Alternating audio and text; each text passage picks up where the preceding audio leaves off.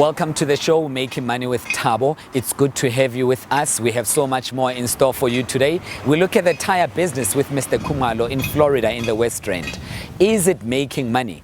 DSTV installation business has grown in leaps and bounds. There's a small company created by lawyers, and they have left the law profession simply to focus on their business. It's growing day by day. We will go to Picture Perfect and they can tell us more about it.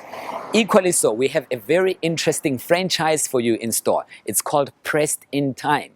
Actually, they're also spreading throughout all the total garages in South Africa. They can tell us more about that and how it works. So stay tuned. We have so much more in store. Go to the Facebook page, like us right now, because we have so much more information on our Facebook page and our Twitter as well. So stay tuned for more here on Making Money with Thabo. The business of doing your own washing, fixing your own shoes and doing your own laundry, that's a bit tedious. But then, if you're in a hurry and you live a very hectic life, you can just pop into Pressed in Time. But more importantly, don't you want to own your own franchise in the laundry industry? Can you imagine how sweet that would be? You have your own laundry, you have people that you've employed. Well, what does it take? How much does it cost? Let's go in and speak to the CEO of Pressed in Time.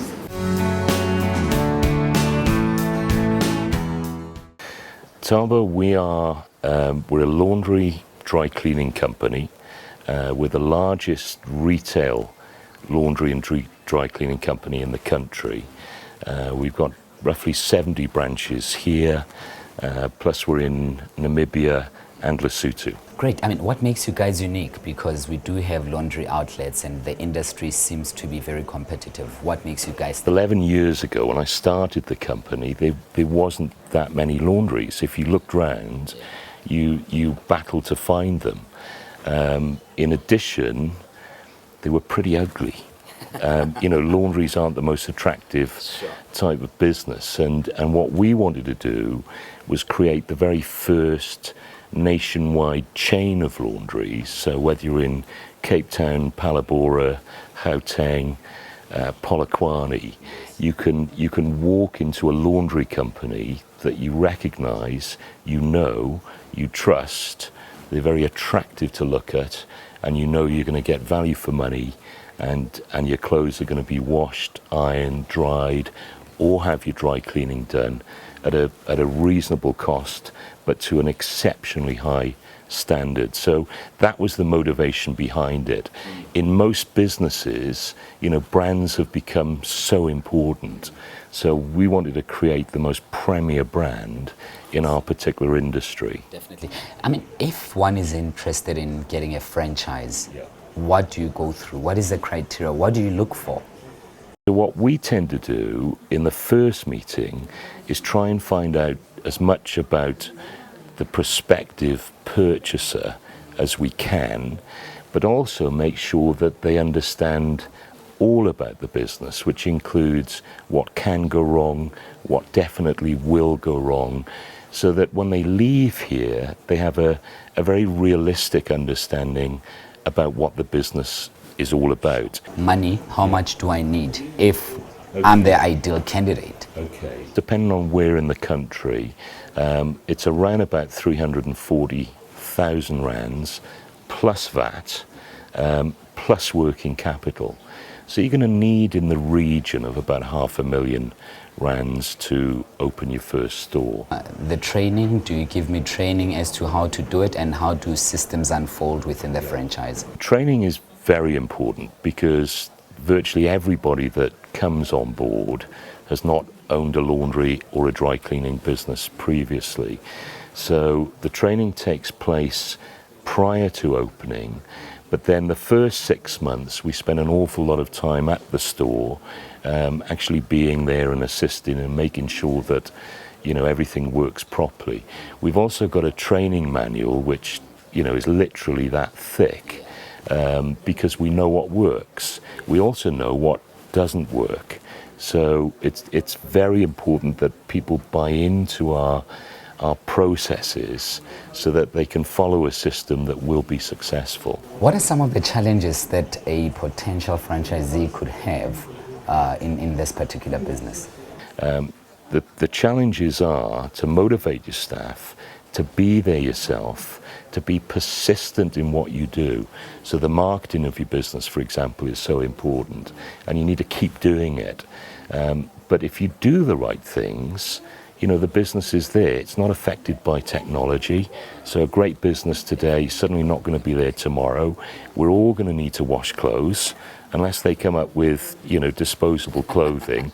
Is it a profitable business? Because at the end of the day, yes, we go into business to make value, to add value and to make an impact, but money is a very important aspect of the business. Profit is it a profitable business? Is it worth my time? The reality is you've got to understand that in any business, it takes a little while to become profitable. You very rarely open your doors and day one you make money. So you've got to understand that. You've got to plan for the worst, but you've got to work towards being successful. Our stores are remarkably successful. But what sort of margins are we talking about in terms of percentage? Very comfortably 60%. 60%. Very comfortably. After how long? Generally, you're looking at 6 months. Any new business should be 6 months before it's broken even and making money. But the reality is, in many cases, it can be quicker than that. What does make a difference is location. The location of your store is vital, and that's one of the most important aspects about us finding the right location for a pressed in time. But if you get those two things right, the location and a really hard-working, enthusiastic owner, then it can be much quicker than 6 months. Lastly, you've got major plans coming up to unfold and to reach out more to your clients and so on. Tell us a little bit about that before we say goodbye. We've linked with Total, the petrol company. They've got roughly 550 fuel stations around the country, and we all know how competitive the stores are within those petrol stations. Well, we've linked with Total to offer pressed in time in hopefully what will be a large number of those petrol stations around the country. Now, all of that business will go back to our store owners, but from a consumer's point of view, it means that 7 days a week, 24 hours a day, 3 in the morning if they want to. If they want to drop off their dry cleaning or their laundry, they'll be able to do it at a Total garage and then go and pick it up 24 hours later. So it's a unique proposition. I think a lot of people are excited about it because we all live busy lives these days, and the ability to conduct business 24 hours a day, particularly in our industry, is unusual and, from our point of view, very exciting. Every business needs some sort of communication strategy or the other. Flow Communication is based in Johannesburg. Amongst its lucrative clients, it boasts companies like Nando's, Standard Bank, Nelson Mandela Foundation, Sasol, South African Tourism, and SAA. So, what makes them tick? They'll be expanding to the east of Africa soon. They've started from one spare bedroom somewhere in Johannesburg.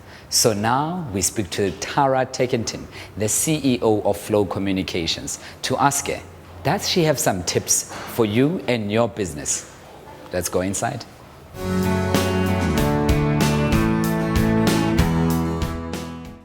Tara, tell us about Flow. Who are you guys and what do you do? Well, Thabo, Flow is a communications company. When I say that, we do a variety of things. We do, in no particular order, we do web development and web application development, app development. We do public relations, PR. We do content, so writing, editing, proofreading. We do lots of graphic design. We even do a little bit of exhibition design. Like we've designed a couple of museum exhibitions. Why Flow, the name? Where does it come from? It was chosen over a glass of wine or two, and my husband actually came up with the name. and I think at first, I mean, our original name, I can't even remember what it was, but we couldn't use it. So he said, why don't you call it flow? Because one thing kind of flows to another, things flow, and it's actually surprising how often the word flow is used in conversation, actually. So it's a great name, we love it. Tell us about the start. I'm sure it wasn't easy, and why did you come up with a company like this? How was it right at the beginning? Because many entrepreneurs are interested at the beginning part. It's tough, or was it very easy? I didn't actually have a job at the time. And I wasn't really looking to start a business. I kind of started it by mistake. I didn't have a business plan. I didn't have any money. I didn't have an office. It was started in a small spare bedroom in my house when I had a small baby and dogs. And I won our first job was actually writing the exhibitions at Marapeng. I don't know if you've been to Marapeng. And Sterkfontein Caves. We wrote the actual content on the walls and in the videos. And I took that project on. I got it, I think, by a bit of luck. And then I realized soon that I couldn't do it on my own. And I had been a teacher, I had been a lecturer in journalism. And I called one of my students, who still works here today, Richard Frank, to come and help me because I couldn't finish it. And after a while, we knew that project was coming to an end, and we thought, well, what are we going to do now? And that's when we started to think, geez, maybe we must actually have a company and try and start to find some clients. So it was kind of by mistake. I didn't. How was the market at the time? Because at times one believes that companies don't really take communications that seriously. It's almost like a neglected cousin of all other aspects of a business. I think that's true. I don't think we just tried. We just tried and we didn't. It's not like we did some big market survey. This is like completely different to what some professor of business is going to tell you. But we didn't go and do a survey of the landscape and think, gee, here's our niche. And we're like, let's just do what we can do. Let's do it to the best of our ability. Let's do it with passion. There's always going to be a market for quality. As long as you can get your price. I mean, you can't be so expensive that there's no market for you. But if you have a passion for quality, if you find the right people to do it with, if you work hard and you believe, then you can do anything you want. What about the finance part? Because starting a business also requires a little bit of money, and you're saying that you were working from your spare room and so on. Did you approach a bank, or no? I did knew anyone that if I fund approached the bank, they would laugh at me. In fact, they did laugh at me about a year or two later when I went. So actually, we've never even tried. We've raised our own money all along. We don't have any debt now, and I think that if you can do that, I once read a piece by Warren Buffett. He said the first thing he looks for in a company he's investing in is, do they have any debt? So we have a lot of we have other challenges, but we don't have debt. So we've always raised our own money, and we've built our business as we've had the capital to do so. So I borrowed a bit from my bond. My husband was very nervous, but he was very supportive. And we just kept our costs really low. I earned very little. Many of our first staff, I paid more than myself, as you do. So you keep your costs as low as you can while putting out the quality that you can. Definitely. And you spend frugally. One of the things you have to get brilliant people around you. I think that's like, if I can give one piece of advice to anyone who wants to start a business, you have to be driven. You have to work hard. You have to be passionate yourself, and way harder than you're going to work way harder than you ever believe you even can work. But secondly, which is just as important, is that you have to have good people around you. And one of the many good people that I managed to trick into joining me was my sister, who has got a very good business mind, and she had run a design company before, and the first thing she said to us was, but you've spent, three of you have spent 12,000 Rand in 1 year at Seattle Coffee. No. What is the importance of communication for a small business? I'm running a small business, perhaps a chicken business, perhaps a small shop, or whatever outfit that I'm running, and it's small, and I want to grow. Can I invest in communications, in PR, and why is it important for my business to grow?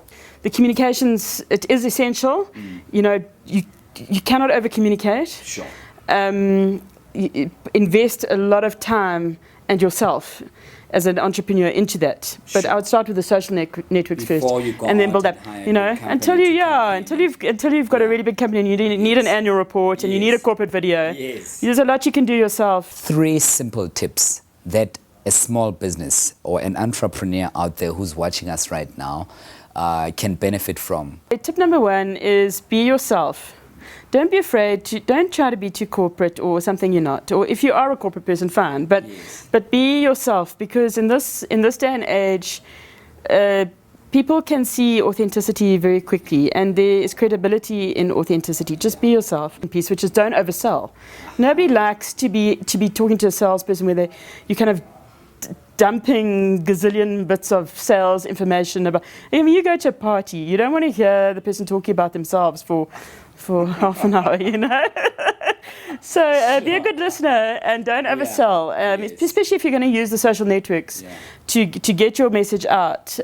Twitter, for example, is a conversational platform. It's about listening and responding. It's not about buy this, you know, because you're not going to get very far like that. Definitely. Thank you very much for your time. But we ask everyone this question who comes onto the show, because the name of the show is Making Money with Thabo. Is Flow making money? We are making money. It would be nice to make some more money. He started his business as a general worker at a tire factory. And then later he discovered that actually he can make his own money doing this kind of a business. Mr. Khumalo opened this massive tire doctor business, and he's repairing tires, selling tires here in Florida, in the west of Johannesburg. He's a self-made man. He started off by buying his first machine from his own pocket. He didn't go for any funding opportunity. He didn't even approach the bank. He saved from his meager salary. Today, he runs a very interesting operation. So let's go inside and hear what he has to say about the tire doctor.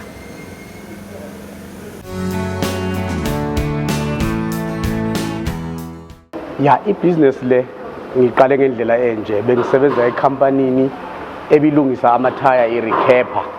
Ngasebenza lapho for 11 years. So ngabona ukuthi linto le ngingaziphilisa ngayo, nami ngiphilisa umphakathi ngayo, ngoba lonke ulwazi benginalo nokuthi into ezinje zithengwa kuphi nakuphi. Kahle kahle igama elithi tire doctor ngalinikezwa ngabantu ngendlela ebengilungisa ngayo amathaya. Amathaya belimala thuluthana imbobo ezinkulu nama side cut, into iningi labantu abakwazi ukuyilungisa leyo nto leyo. So bithi mayifika kimi lapha ngibe namaplan amaningi okulungisa ithaya mali chawuchaya pothole or ligwaziwe ehlatshwe ngamabhodlela. So ngendlela enganilungisa ngayo ngalithola lelo gama abantu bahle baqala bangibiza ukuthi tire doctor.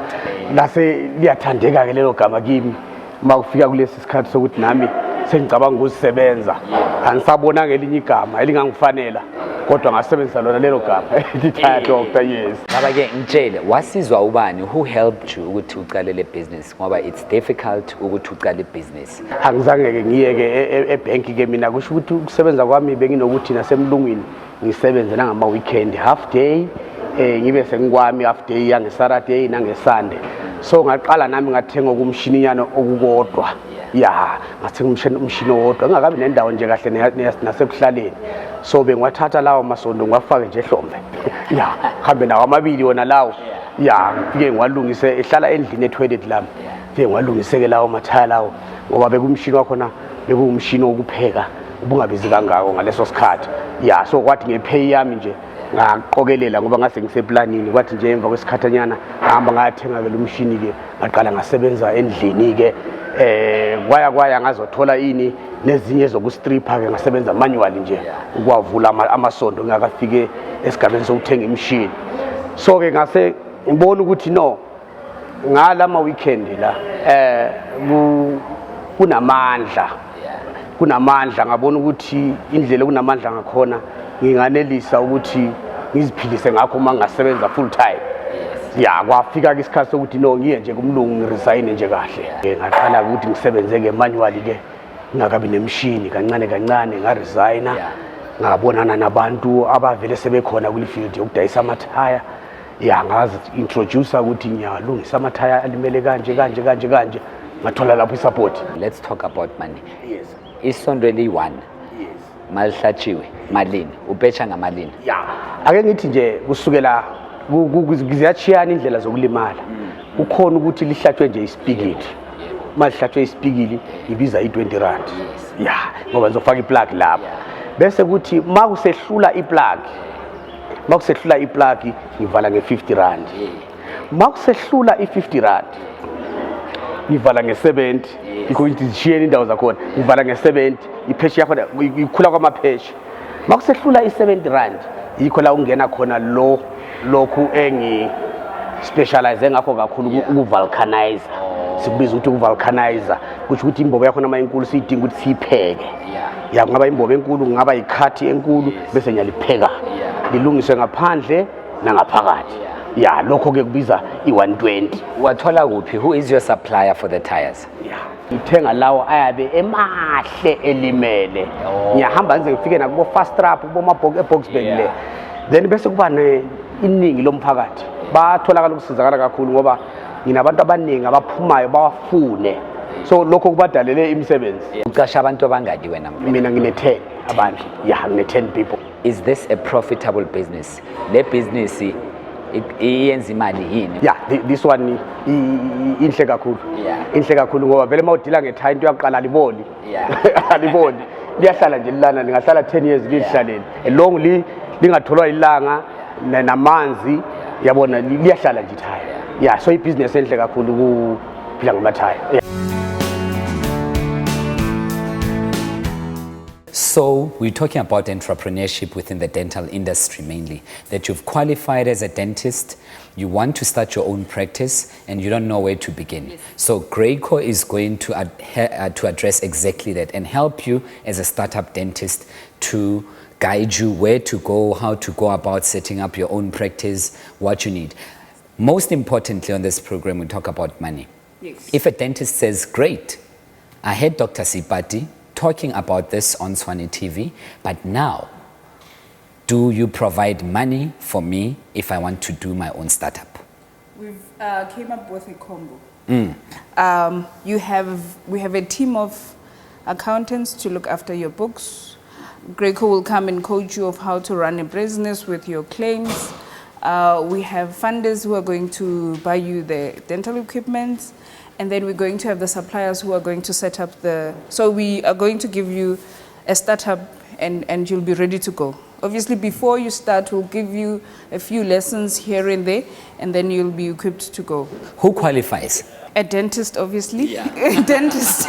But you need to have the will to work. Yes. And you need to want to win in your business. Attitude. Yes. Is it a lucrative business? It is.